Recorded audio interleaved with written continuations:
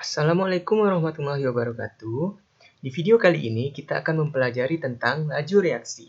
Tapi sebelum kita membahas tentang apa itu laju reaksi, kita harus mengingat dulu tentang satuan konsentrasi.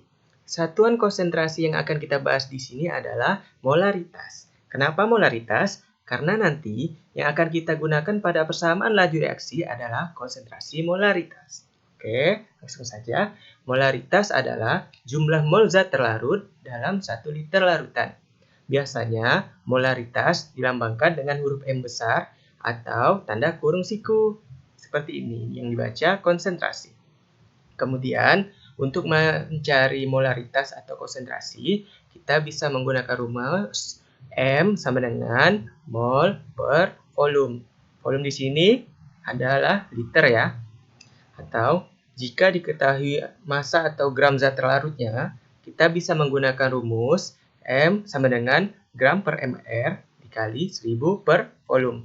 Volume di sini harus satuannya mililiter. Oke, di sini kita akan lanjutkan tentang laju reaksi. Laju reaksi di sini adalah bertambahnya konsentrasi hasil reaksi atau produk per satuan waktu. Bisa juga laju reaksi berarti laju berkurangnya konsentrasi per reaksi atau reaktan per satuan waktu.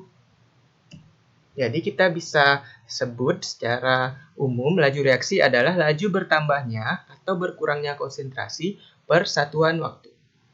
Kita langsung saja ke contohnya ya.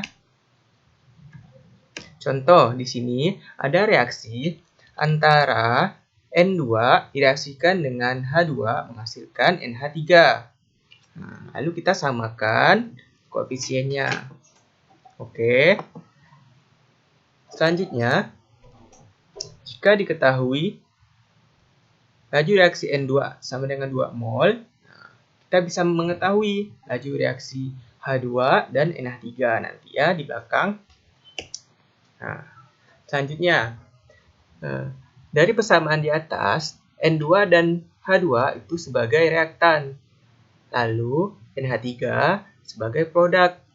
Jadi, laju reaksi untuk N2 adalah konsentrasi N2 ini per satuan waktu. Karena di reaktan itu sebelumnya berkurangnya konsentrasi, harus dikasih tanda minus. Jadi, laju reaksi N2 adalah berkurangnya konsentrasi N2 per satuan waktu. Lalu, selanjutnya, laju reaksi untuk H2 sama seperti N2. Berkurangnya konsentrasi H2 per satuan waktu.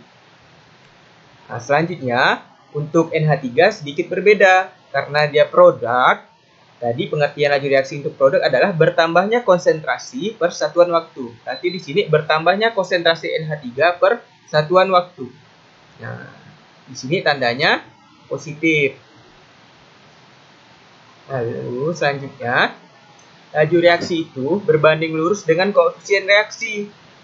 Nah, jika laju reaksi N2 berbandingan H2 berbandingan NH3, berarti itu koefisiennya kan 1, 3, dan 2. Ini di sini kan N koefisiennya 1, sedangkan H2 itu koefisiennya 3, lalu NH3 itu koefisiennya 2.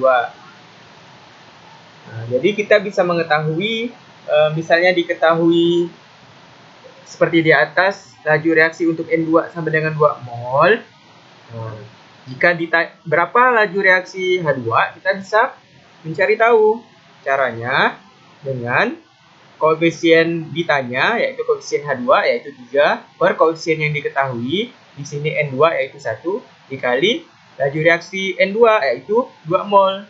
Jadi, laju reaksi untuk H2 sama dengan 6 mol per liter.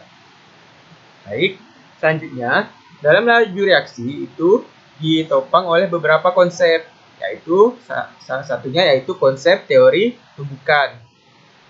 Teori tumbukan di sini yang pertama yaitu partikel harus saling bertumbukan agar reaksi dapat berlangsung. Jadi, untuk terjadinya reaksi harus ada partikel yang saling bertumbukan. Lalu, semakin banyak tumbukan terjadi, maka semakin cepat reaksi itu berlangsung. Jadi, semakin banyak tumbukan yang terjadi, maka reaksi akan cepat berlangsung.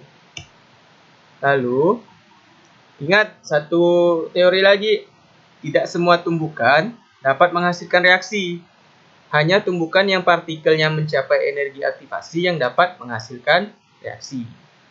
Energi aktivasi itu apa sendiri? Energi aktivasi adalah energi minimum yang dibutuhkan agar reaksi kimia dapat terjadi. Semakin kecil energi aktivasi, maka semakin cepat terjadinya reaksi. Oke, di situ saja penjelasan tentang materi laju reaksi. Sampai jumpa.